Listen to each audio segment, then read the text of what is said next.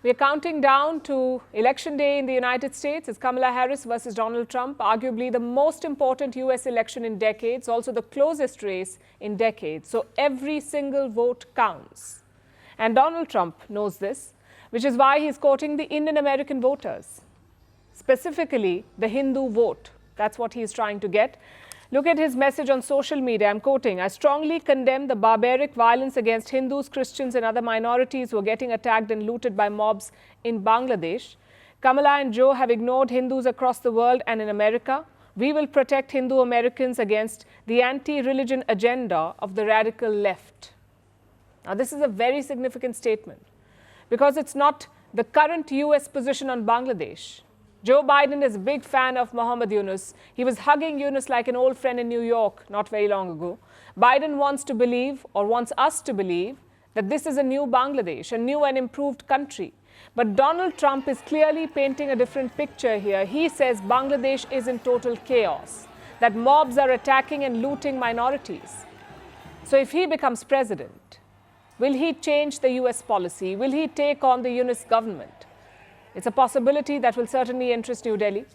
Having said that, Trump had never spoken about Bangladesh before, so why now? He's doing it to court Hindu voters. First, let's look at some numbers. The US population is close to 350 million, out of which 240 million can vote. There are 5.4 million Indian Americans. That's just 1.5% of the total American population. And out of this, 2.6 million are eligible to vote. That's around 1% of all eligible voters. Most of them are Hindus, 1% of the total voting population. I know it does not sound like a big number, but this election is not about big numbers. It's all about narrow margins, about a few hundred votes in key swing states. Just look at Pennsylvania, Georgia, North Carolina, and Michigan.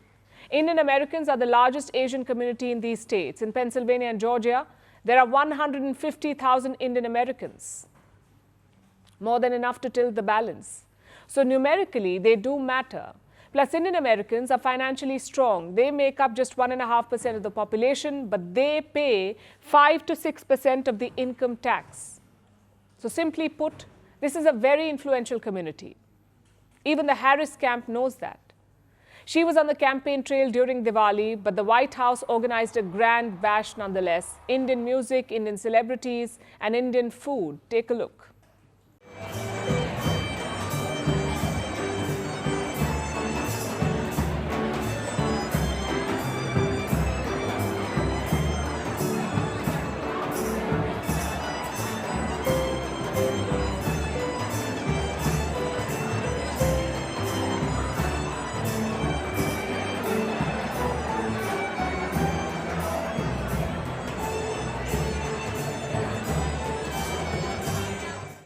President Biden said, "Diwali is now," and I'm quoting, "openly and proudly celebrated in the White House." It's a clear signal of the community's power, which brings us to the main question here. Who will the Indian Americans vote for? Well, here's what a recent study found. 61% of them plan to vote for Kamala Harris. Only 32% will vote for Trump.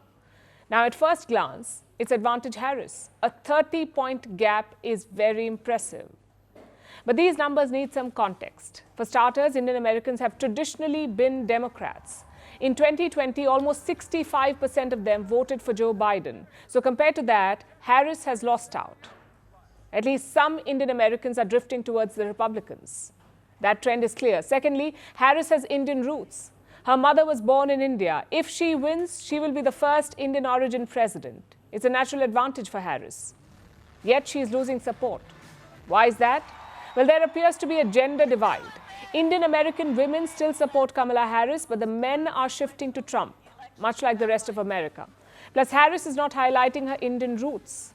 Instead, she is focusing on her black identity. On the other side, the Republicans have some prominent Indian faces like Nikki Haley, Vivek Ramaswamy, and the wife of Trump's running mate, Usha Vance. So the race is on to court the Indian vote. Donald Trump is using the religion angle. Kamala Harris is not using any angle, so maybe she's confident about Indian American support. But how should we see this scramble, this race for Indian American votes? It's a clear indicator of power and influence. Trump is not exactly a fan of any diaspora community, let's be clear about that. But even he is wooing the Indian Americans. It tells you how important they are. Having said that, I must say one thing. This isn't a foreign policy choice. I know there is a tendency to club Indian Americans with India, but it's simply wrong. Indian Americans are not looking for a pro-New Delhi president, not necessarily.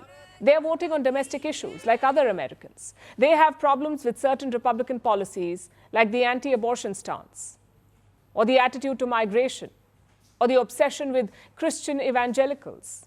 All of this puts Indian Americans off. If Donald Trump can win them over, he could edge ahead in the swing states. But even otherwise, one thing is clear. This election marks the rise of Indian Americans as a political force. They were always a financial and cultural force, but this time, their political power is also on display.